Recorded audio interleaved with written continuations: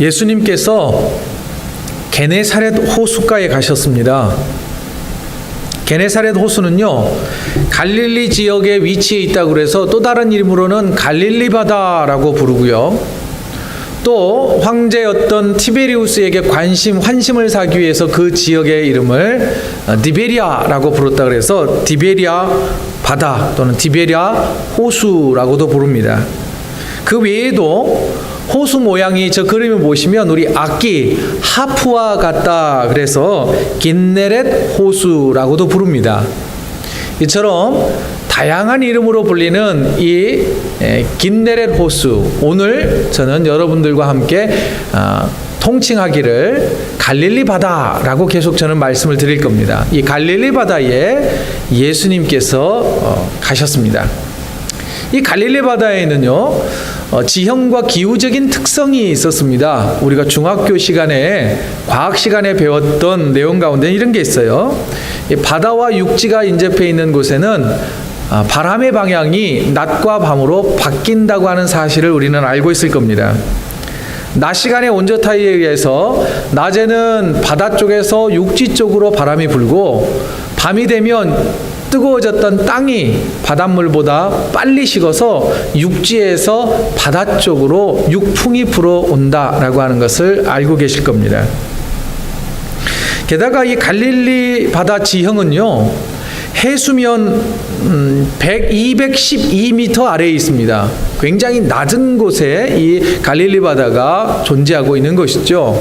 그리고 이 지형을 보면 구릉지 사이에 들어 있습니다. 언덕배기가 사방으로 병풍처럼 둘려져 있는 곳이 바로 갈릴리 바다였습니다. 오늘 본문에서 예수님께서는 이 많은 사람들이 예수님께 모여든 이 사람들에게 효과적으로 말씀을 가르치시기 위해서 갈릴리 바다의 기후와 그리고 지형을 잘 이용하셨습니다. 이때에 베드로와 안드레, 야고보, 요한이라고 하는 사람들도 고기를 잡았던 어부들이었는데 예수님께서 말씀을 전파하실 때 그 자리에 함께 있었습니다. 그곳에서 예수님의 말씀을 듣고 난 베드로와 3명의 제자들은 어부의 삶을 접고 예수님의 제자의 삶을 살아가게 됩니다.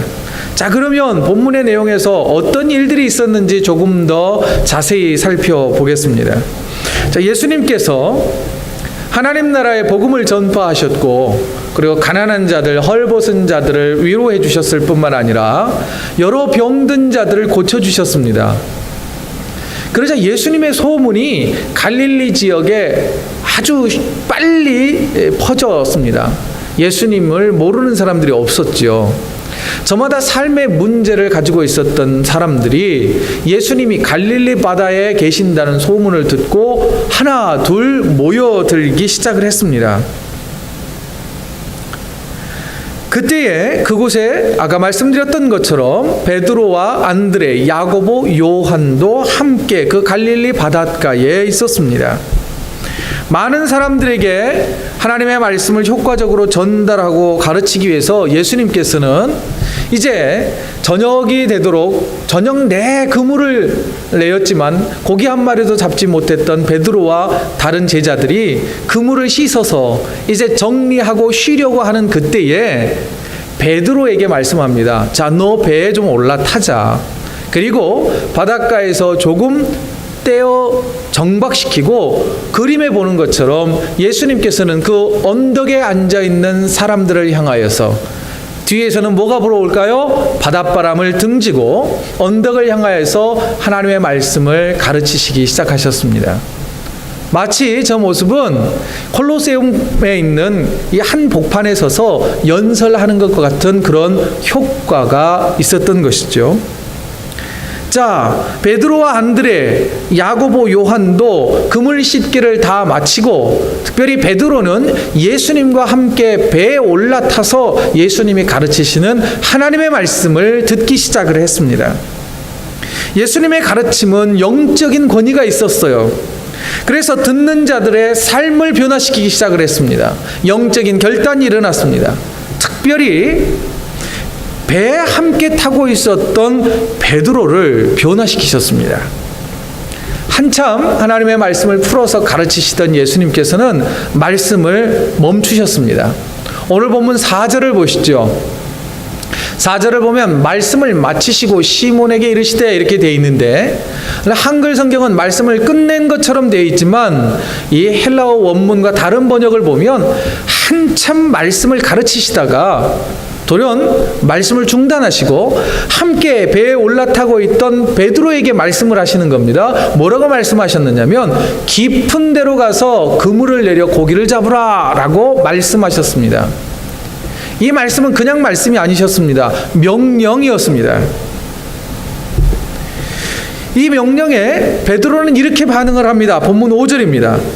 시몬이 대답하여 이르되 선생님, 우리들이 밤이 새도록 수고하였을 때 잡은 것이 없지만은, 여러분, 조금 전에 베드로와 다른 제자들이 그물을 씻고 있었는데 한 마리의 고기도 잡지 못했다는 거예요. 밤새도록 노력해봤지만 아무런 수확을 얻지 못했지만 말씀에 의지하여, 그 말씀은 누구의 말씀이에요? 능력이 있으시고 권위가 있으신 예수님의 말씀을 의지하여서 내가 그물을 내리겠습니다 라고 대답합니다. 그리고 실제로 깊은 곳에 그물을 내렸습니다. 자, 베드로와 제자들은 예수님의 권위에 순종하여 말씀에 순종하여 그물을 내렸습니다. 여기에서 순종하여 깊은 곳에 그물을 내렸다, 이것을 그냥 단순한 한 문장으로 읽고 끝날 것이 아니라는 거예요. 여기에서 우리가 생각해 볼 순종이라고 하는 이 단어를 조금 더 깊이 생각해 보자는 것입니다. 베드로의 행동이 얼마나 큰 믿음이었으며 철저한 순종이었는지를 우리는 반드시 기억해야 합니다. 왜냐면요, 지금 베드로가 한 순종은 뭐였느냐면 이런 겁니다. 첫째, 베드로가 보여준 순종은 뭐냐면 자신의 경험을 내려놓는 순종이었습니다. 이 베드로는 갈릴리 바다에서 나고 자란 사람입니다. 평생 어부로 살았던 사람입니다. 어느 곳에 고기가 많은지, 어느 때 고기를 잡아야 하는지 속속들이 알고 있는 사람이었습니다. 요즘처럼 어군 탐지기가 없어도 척하면 척으로 다 잡아낼 수 있는 사람이었다는 것이죠. 그런데 목수이셨던, 전직 목수였던 분이 깊은 곳에 그물을 내리라, 이런 말씀을 하니 베드로는 이렇게 말하죠. 말씀에 의지하여 당신을 신뢰하며 내가 깊은 곳에 그물을 내리겠습니다 라고 말씀했을 뿐만 아니라 직접 그물을 내렸다는 것입니다. 결국은 베드로가 보여준 순종이란 자신의 경험을 내려놓는 순종이었다는 것입니다. 또 하나, 상식을 뛰어넘는 순종을 베드로는 했다는 것입니다. 당시 갈릴리 바다의 어부들은 상식적으로 다 알고 있었습니다. 언제 어디에 가면 고기가 많이 나온다는 걸 알고 있었다는 것이죠. 깊은 곳은 고기가 없다는 것을 아는 것은 당시 갈릴리 지역에 있는 어부들의 상식이었습니다. 그러나 주님께서는 그 상식을 내려놓고 내 말에 순종하여 행하라 라고 말씀하셨고, 베드로는 상식을 뛰어넘는 순종을 했던 것입니다.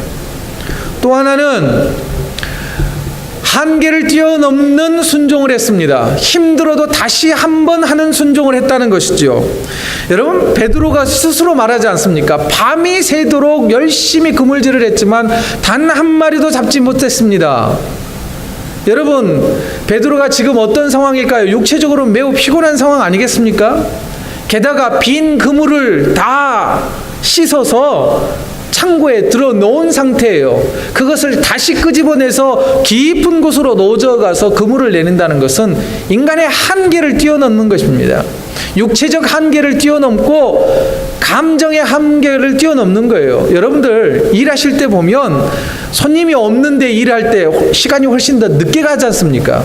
정서적으로 심리적으로 훨씬 더 힘든 거예요. 실패를 경험한 뒤에 또다시 그곳으로 가서 그물을 내리라고 하는 것은 정서적인 어려움을 뛰어넘는, 한계를 뛰어넘는 순종을 요구하신 것이었습니다. 그럼에도 불구하고 베드로는 철저하게 순종을 했습니다. 그 결과는 어떻게 되었을까요? 본문 6절입니다. 6절은 우리가 다 같이 한번 읽겠습니다. 시작. 그렇게 하니 고기를 잡은 것이 심히 많아 그물이 찢어지는지라. 아니요, 찢어져 버렸으면 고기 다 도망갔겠죠. 찢어질 정도가 된 것이죠. 곧 찢어질 상황에 놓인 것입니다. 그래서 다른 배에 있는 친구들, 그리고 저 밑에 있는 친구들을 향하여서 소리쳐 외칩니다. 우리를 좀 와서 도와달라고. 그래도 소리쳐도 잘 듣지 못하니까 어떻게 했느냐면 7절을 보십시오. 동무들에게 손짓하여 와서 도와달라 하니 이런 거예요. 영철아, 여기 좀 도와줘, 그런 거 있지 않습니까? 그러자 친구들이 배를 몰고 와서 그 그물을 끌어올렸습니다.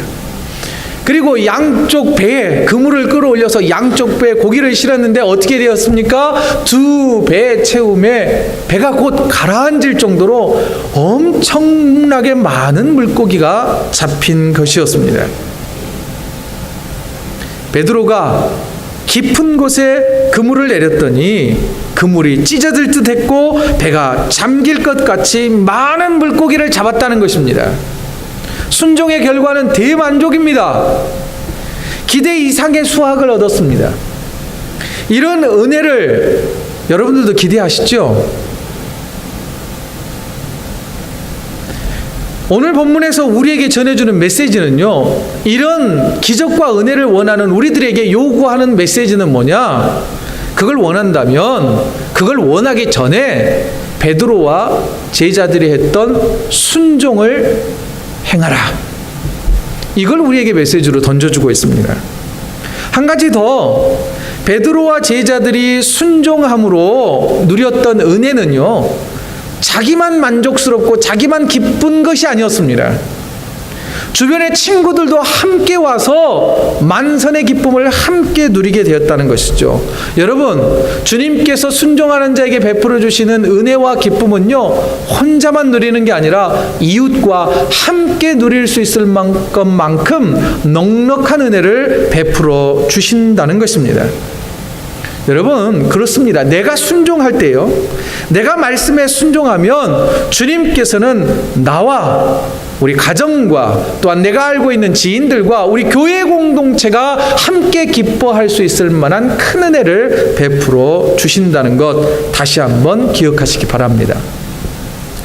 그러나 예수님께서는요, 이 물고기 잡는 일에 순종했던 베드로와 제자들에게 한 단계 더 높은 순종을 요구하십니다. 그 요구는 뭐냐면요, 물고기 잡는 것 그만두고 나를 따라 나의 제자가 되라, 주님이 요구하셨습니다. 본문 누가복음 5장 10절입니다. 제가 읽습니다. 세베대의 아들로서 시몬의 동업자인 야고보와 요한도 놀랐습니다. 예수께서 시몬에게 이르시되 무서워하지 말라, 이제후로는 내가 사람을 취하리라 하시니, 이 말씀은 곧 물고기 잡는 것이 아니라 이제는 사람을 구원해내는 그런 사람으로 너를 불렀다라고 하는 것입니다. 내 제자가 되라라고 요청하신 것입니다.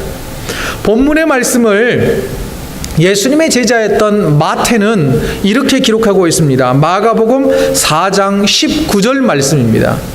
다 같이 읽습니다. 시작. 말씀하시되 나를 따라오너라, 내가 너희를 사람을 낚는 어부가 되게 하리라 하시니. 여러분, 사람을 낚는 어부가 된다. 여러분, 여기에서 제자들에게 사람을 낚는 어부라고 하는 이 말은요, 우리가 매주 예배 때마다 듣고 있습니다. 이 사람을 낚는 어부는요, 바로 우리 찬양대의 이름인 할레우스라고 하는 헬라어를 쓰고 있습니다. 여러분, 그런데 잘 보십시오. 이 문장 가운데서 너희를 사람을 낚는 어부가 되게 하리라 라고 할 때 특별히 영어 문장을 한번 보십시오. I will make you fishers of men, 이렇게 되어 있습니다. 너희들이 되라는 게 아니에요. 너희들 스스로 사람 낚는 어부가 될 수 있다는 게 아니라 내가 그런 사람으로 만들어 줄 테니 너희들은 나를 따라와라 라고 주님은 요청하고 있는 것입니다. 여러분, 이 말씀은 제자로서 삶을 순종하며 살아간다는 것이 우리의 힘과 능력으로는 도저히 할 수 없고, 오직 예수님의 능력을 의지할 때 우리가 순종하며 제자로서의 삶을 살아갈 수 있다라고 하는 것을 말씀해 주는 것입니다. 고대 그리스나 이 팔레스틴 지방에서는요, 보편적으로 제자가 위대한 스승을 찾아가서 선생님, 제가 당신의 제자가 되고 싶습니다. 저를 좀 받아주십시오 라고 요청을 했습니다. 그러면 어디 보자, 쓸만한 제목인지 떡잎부터 노란지 어디 한번 보자. 스승이 볼 때에 쓸만하면 제자로 삼아주었고, 변변치 못하면 제자로 삼아주지 않았습니다. 누가 먼저 찾아갔습니까? 당시의 관습에 의하면 제자가 되고 싶은 사람이 스승을 찾아가는 게 관례였습니다. 그러나 오늘 본문에 베드로를 부르시고 야고보를 부르셨던 예수님은요, 예수님이 먼저 찾아가서 베드로를 불러주셨다고 하는 거예요. 이게 매우 다르다는 것입니다. 다시 또 보십시오. 오늘 본문 2절과 3절을 보십시오. 오늘 본문 2절과 3절을 보면 이렇게 나와 있습니다. 호숫가에 배 두 척이 있는 것을 보시니 어부들은 배에서 나와서 그물을 싣는지라. 그리고 예수께서 한 배에 오르시니 그 배는 시몬의 배라, 곧 베드로의 배라라고 되어 있습니다. 여러분, 주님께서 우리를 선택해 주셨다고 하는 이 모습을 저는 이 누가가 아주 잘 두 단어로 표현해 주고 있다고 생각됩니다. 자, 밤새 노젓고 그물질했던 베드로 한 마리도 잡지 못해서 빈 그물을 가지고 와서 이제 그 배에서 베드로가 나왔습니다. 곧 내려왔지요. 그 빈 배에 누가 오르셨습니까? 예수님이 올라가셨습니다. 그리고 그곳에서 하나님의 말씀이 선포되기 시작합니다. 그리고 그 배에 오르신 예수님의 말씀을 통하여서 많은 사람들이 치유받고 많은 사람들이 복음을 영접하기 시작을 합니다. 여러분, 이 기록은요, 베드로와 예수님의 행동을 대조하면서 이렇게 말하는 것입니다. 우리가 제자로서 삶을 살기 위해서는 어떤 결단이 필요하냐면, 내가 내 삶의 주인이 되는 것이 아니라 그리스도께서 내 삶의 주인이 될 때에 우리는 온전히 제자의 길을 걸어갈 수 있다라고 하는 것을 말해주고 있습니다. 곧 배는 무엇입니까? 내 삶을 내려놓는 것입니다. 내 귀중한 것을 내려놓고 주님이 그 배의 주인이 되게 하실 때 우리는 순종할 수 있게 된다는 것이죠. 사실 여러분, 우리가 주님이 보실 때에 저와 여러분들은 별것 아닌 존재 아니겠습니까? 오늘 본문에 있는 모습, 어떤 사물로 비유해 보자면 저와 여러분들은 주님이 오실 때 빈 배와 같습니다. 물고기 한 마리도 잡지 못한 빈 그물과 같다는 거예요. 또한 베드로가 예수님 앞에 그가 고백하지 않습니까? 주님, 나를 떠나십시오. 나는 죄인입니다. 예, 주님의 모양으로, 주님의 평가로 볼 때에 우리는 죄인이에요. 죄인. 지난주 우리가 함께 묵상했던 것처럼 형편없는 죄인, 쓸모없는 죄인일 뿐이라는 거예요.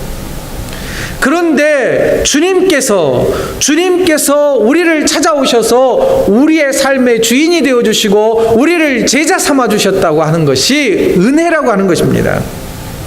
더욱 감사한 것은 다시 말씀드리지만 저와 여러분을 주님께서 직접 찾아와 불러주셨다는 것이 은혜라는 것이지요. 여러분, 구약에 등장하는 믿음의 사람들을 한번 보십시오. 출애굽의 지도자 모세가 있습니다. 모세도 하나님께서 직접 찾아가 주셔서 불러주셨어요. 또 가나안 땅을 정복할 때 훌륭한 리더십을 발휘했던 여호수아, 하나님이 택하셨어요. 그뿐만 아니라 영적 지도자였던 사무엘, 다윗 왕, 그리고 수많은 선지자들, 이사야 선지자들, 또한 그 어떤 선지자들을 다 보십시오. 그들이 스스로 왕이 되겠다고, 선지자가 되겠다고 말하지 않았습니다. 주님께서 찾아가셔서 그들을 택해 주셨단 말이죠. 그리고 또 그들을 택해 주실 때에 그들의 삶은 변변치 않았습니다. 여러분, 모세가 하나님께 부름을 받을 때 어디에 있었는지 아십니까? 호렙산에 있었습니다. 호렙이라고 하는 뜻은 뭔지 아십니까? 폐허라는 뜻입니다. 광야예요. 아무것도 없는 곳에 서 있을 때에 하나님께서 그를 선택하셔서 이스라엘의 리더로 삼아 주셨다는 것입니다. 오늘 베드로와 제자들도 마찬가지입니다. 아무것도 가지지 못한 그들에게, 빈 배와 같고 빈 그물만 있었던 그들에게 주님이 찾아오셔서 그 배의 주인이 되어주시고 그들의 인생을 바꿔주셨다는 것입니다. 그러니 사랑하는 성도 여러분, 아무것도 아닌 저와 여러분들을 자녀 삼아주시고 또한 주의 종 삼아주시며 주님의 만든 교회에서 집사의 직분으로, 성도의 직분으로 살게 하신 그 은혜에 우리가 감사하며 순종해야 하는 것이 마땅한 것 아니겠습니까? 우리 주님께서는 베드로를 부르시면서 또 하나 우리에게 굉장히 불편하고 부담스러운 명령을 요구하십니다. 순종을 요구하십니다. 뭐라 그러시냐면 이렇게 말씀하세요. 11절 보시죠. 11절, 그들이 배를 육지에 대고 모든 것을 버려두고 예수를 따르니라. 예수님께서는 모든 것을 버리고 날 따라오라 라고 말씀하십니다. 마태는요, 여기에 모든 것을 조금 더 구체적으로 기록해 놓고 있습니다. 배와 아버지를 버리고 라고 되어 있습니다. 여러분, 이것은 어떤 의미일까요? 그냥 우리의 삶을 포기하고 떠난다라는 의미가 아닙니다. 여기에서 배를 버린다는 것은 뭘까요? 그의 생업이 바뀌는 겁니다. 곧 물고기 잡아서 내 삶을 먹고 사는 그 문제를 이제는 내 삶의 모든 삶을 먹고 사는 문제까지도 주님의 손에 맡겨드리겠다고 하는 결단을 요구하신 거예요. 아버지를 떠난다는 것은 뭐냐면 당시 유대인들에게 있어서 아버지의 울타리는 굉장히 큰 거였습니다. 자신의 자아 정체성과 또한 가족 구성원으로서의 모든 권리와 보호가 아버지 품에 있을 때 가능했습니다. 그런데 제자들에게 주님은 이렇게 말씀하십니다. 이제 너희의 아버지를 떠나 나를 따르라. 이제는 아버지가 너를 보호해 주는 것이 아니라 내가 너희를 보호해 준다는 것을 믿고 나를 따르라라고 주님은 요구하셨습니다. 이 요구에 제자들은 어떻게 했느냐면 모두 버리고 예수를 따랐다라고 성경은 말해주고 있습니다. 베드로에게 이 같은 순종을 요구하셨던 예수님께서는 오늘 저와 여러분들에게도 같은 순종을 요구하고 계신다는 것입니다. 예수님께서는 사람을 낚는 어부의 사명을 감당하기 위해 너의 경험을 내려놓아라. 지식과 상식을 뛰어넘으라. 한계를 뛰어넘는 그 상황 가운데서도 한계를 뛰어넘는 순종을 보이라라고 우리에게 요구하고 또한 계신다는 것을 기억하십시오. 자, 그리고 마지막에 주님은 이렇게 말씀하십니다. 자신의 경험을 내려놓고 상식을 뛰어넘으며 힘들어도 다시 한번 순종을 결단하는 우리에게 마지막으로 모든 것을 내려놓고 주님만 바라보라. 이것을 요구하신다는 것입니다.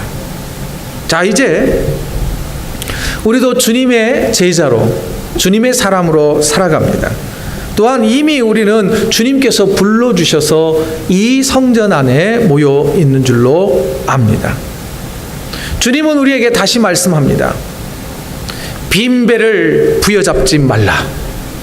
도울 힘이 없는 인생을 의지하지 말고 빈 배와 빈 그물과 같은 너희를 부르셔서 사람을 낚는 어부가 되게 하실 주님만을 의지하며 따라오라. 그리고 순종하라. 주님은 우리에게 이걸 요구하고 계십니다. 여전히 우리는 순종을 요구하는 주님의 명령에 순종할지 말지 아직도 갈등할 것입니다. 그때 우리 주님은 단호하게 말씀하십니다. 나를 따라오너라. 사랑하는 성도 여러분, 우리 모두 주님의 부르심과 명령에 순종하기를 결단하시기를 바랍니다. 우리가 주님의 말씀에 순종할 때에 오늘 성경에 기록된 것처럼 나뿐만 아니라 우리 가족과 우리 알고 지내는 공동체가 충분히 받아 누릴 만한 복과 은혜를 주실 줄 확신하시기 바랍니다. 한 걸음 더 나아가 주님의 말씀에 순종해 사람을 낚는 어부가 될 때에 나의 영혼이 살아납니다. 베드로의 영혼을 구원해 주셨던 것처럼 또한 우리가 받은 그 구원의 감격을 사람 낚는 어부가 돼서 우리가 전파할 때에 또 다른 그 누군가가 구원을 받을 수 있다고 하는 이 감격을 기억하시기 바랍니다. 이것이 바로 세상이 주는 그 어떤 은혜보다 더 큰 은혜가 아니겠습니까? 새로운 한 주간 주님은 우리에게 나를 따르라 요청하실 것입니다. 그때 우리 모두 순종을 방해하는 그것들을 과감히 내려놓고 순종함으로 주께서 베풀어 주실 기적과 같은 은혜를 받아 누리는 저와 여러분이 되시기를 주의 이름으로 축원드립니다.